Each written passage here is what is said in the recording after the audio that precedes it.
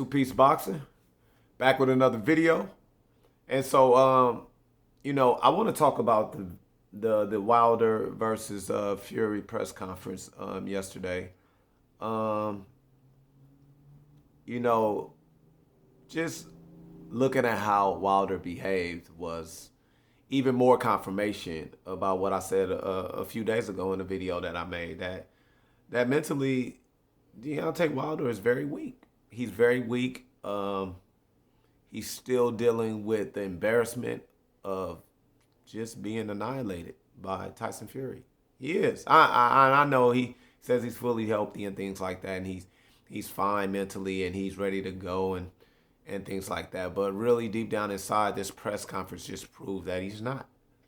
Because if he was, then he would have been able to at least listen during the press conference. It's one thing to say, hey, man, I'm going to let my hands do the talking. I don't have too much to say. That's fine. If that's the way you want to go about promoting the fight, which I don't think it's the smartest thing to do. This is business at the end of the day. We expect you to promote the fight. Have some professionalism, promote the fight. But if you choose not to talk, at least have enough professionalism to sit there without your headphones on. Come on, man. You going to sit there with your headphones on, acting like a little kid who's throwing a tantrum, and you can't sit there and be able to handle what Tyson Fury has to say. That makes you look mentally weak. Because you know that Tyson Fury, when he talks, he makes very, very great points. He makes so many good points. And yesterday, he basically said what I said in the video I said a few days ago. That he's a very weak man. And that once he gets hit in the face, once he gets hit in that skull again, he's going to revert right back to being the same old Wilder. I mean, anyone who's been watching boxing knows that. We know that a 35-year-old man is not going to change all of a sudden and learn how to fight totally different. It's not going to happen. We understand that. And Malik Scott, he put his foot in his mouth for the most part. I think he should have let Tyson Fury just go ahead and promote the fight, because him going back and forth didn't make Wilder look any better. Saying that Tyson Fury busted his eardrum, man, you don't even need to bring that up. Then he tried to say Tyson Fury brought it up. No, you brought it up, Malik. Not him. You brought it up. He just was talking about y'all sparring. You the one had to bring up you had the busted eardrums by him. And you're commending him, saying he could fight and this and that. I just felt like the way Malik Scott handled it was not good. But that's why Deontay Wilder needed to speak for himself. Why you got another man speaking for you? You a grown-ass man. Why is another man speaking for you? Because you can't deal with what Tyson Fury has to say. Then you go up there and you do this fake-ass stare down and act like you really won this stare down. Let me tell y'all something, man. Stare downs don't mean shit. Absolutely nothing. Stare downs don't mean shit.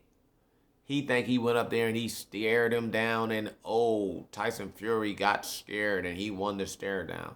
Congratulations, man. You go win all the stare downs. Now you got to get in there and win the fight.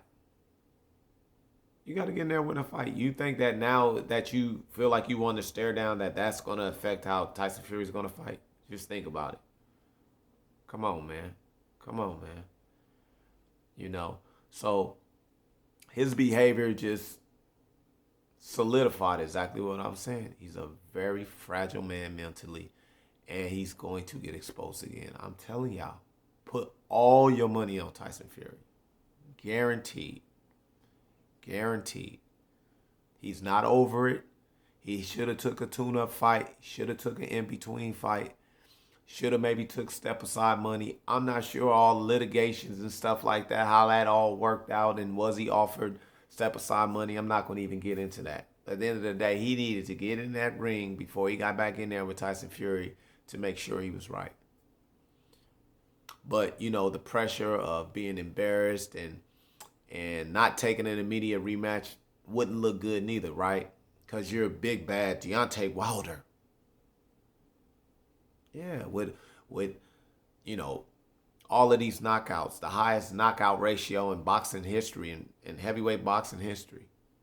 Yeah. That pressure of having to deal with that, yeah. I'm gonna have to get back in there right away with him, man. Damn. Yeah. Now can you actually overcome it mentally? Has other fighters done it? Yes. Yes. As I've said before. Yes, they have overcome it. Do I think you will? No. Because other fighters who have overcome it, guess what? They didn't behave like you. They didn't throw tantrum tantrums. They didn't just, you know, go to press conferences and say nothing. Like, come on, man. So, yeah, I'm even more confident now. I'm super confident now that guess what? Wilder gonna get his ass whooped again. And we may not see Wilder ever again after this. He take another beat down. Where does Wilder go after that? The aura is gone, especially if he get knocked out again. The aura of invincibility, and it's gone. It's already basically out the door as it is right now. Now, once Fury does what I know he's gonna do, I think Wilder may call it a career. I don't think he's gonna be able to face, you know, the media and his fans again. I think the embarrassment will be too much. So, hey, we'll see. Press conference is interesting.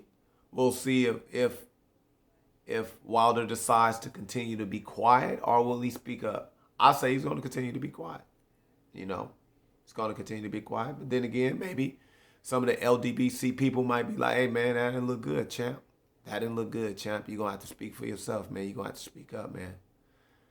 We'll see. But I'll say he's going to be stubborn and not say nothing and continue to not talk. And it's just going to continue to look worse and worse for him. So, hey, so that's my two-piece. Y'all let me know how y'all think. Till next time, I'm out of here.